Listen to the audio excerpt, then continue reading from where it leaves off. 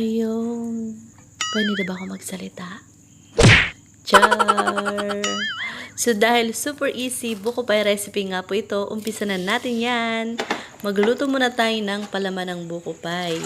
2 cups na water, 2 cups buko juice, and then 1 cup powdered milk, 1 cup white sugar, 1/3 cup na evaporated milk, and then, syempre, yung ating buko. Bali, 2 buko po yung nagamit ko sa recipe na ito. 1 teaspoon na asin, and syempre, yung magpapakreamy ng ating palaman ay ang cornstarch. 1 and 1/4 cup na cornstarch po yung aking inilagay. Ayan. Haluin lamang po natin. So, hindi ko po muna binuksan yung apoy. Once po na natunaw na yung cornstarch, and then yung mga sangkap na aking inilagay, saka ko po bubuksan yung apoy. Ayan, binuksan ko na po siya. Medium heat lamang po. So, syempre, hindi po natin yan titigilan sa paghahalo para hindi po masunog yung ilalim ng ating palaman. Ayan, medyo namumuo na yung ilalim niya.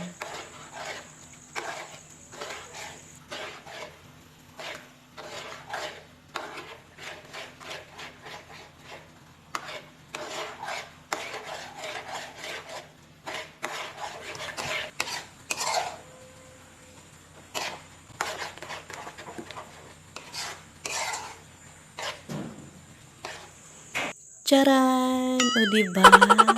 Super creamy na yung ating palaman. So, once po na ganyan na po yung texture ng ating palaman, pwedeng-pwede na po nating patayin yung apoy. And then, palamigin. O, diba? Ang bango niya.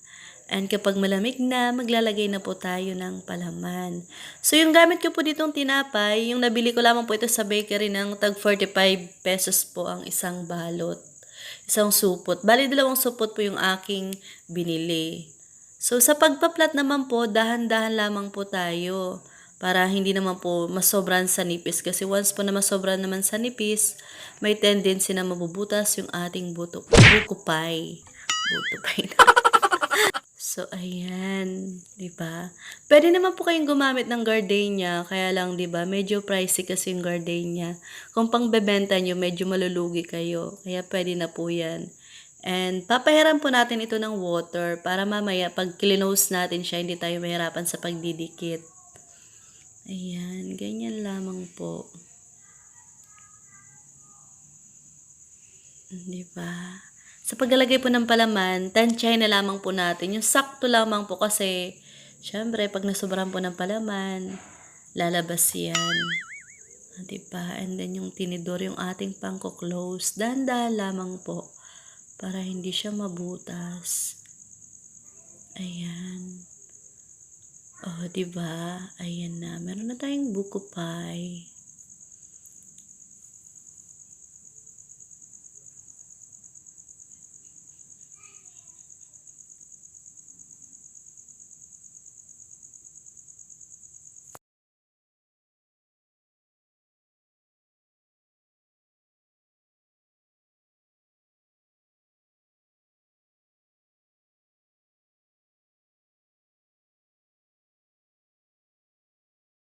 Ayan, natapos ko na rin silang lagyan ng palaman.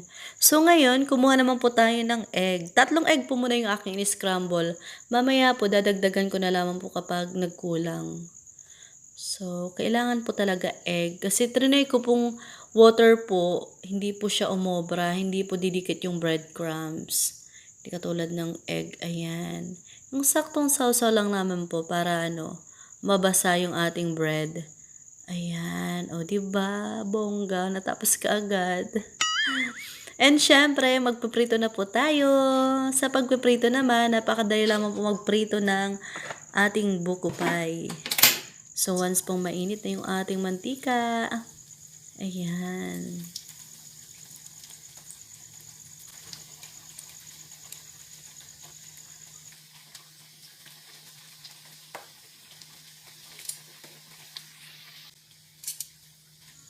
And then, baliktarin natin. Ayun, medyo Tapos sobra yung 2 pirasong unang nailagay ko. So, dapat po light brown lamang po yung ating buko pie.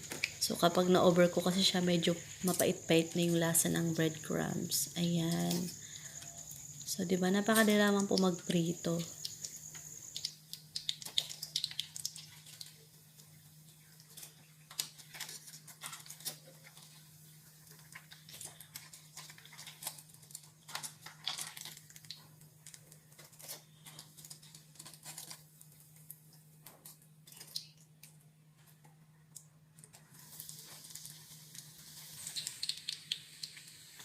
Ayan, itong pangalawang salang ko medyo na perfect ko yung pagkaprito dito. So, 'di ba, napakadali lamang po magluto ng buko pie. 'Di ba? Wala tayong oven kaya ganito na lang yung kinalabasan ng aking buko pie. So, pwedeng-pwede niyo po itong idagdag sa inyong pinagkakakitaan. So, 'di ba? Napakadali lamang po gawin. Sana po nagustuhan niyo po yung video kong ito. Huwag niyo pong kakalimutan na i-follow dito sa aking Facebook page. Meron din po akong YouTube channel. Nasa description box po yung link. Baka naman pwede niyo akong i-subscribe. Thank you for watching. God bless us all. Love lots. Stay safe everyone. Thank you, thank you. Mwah. Thank you.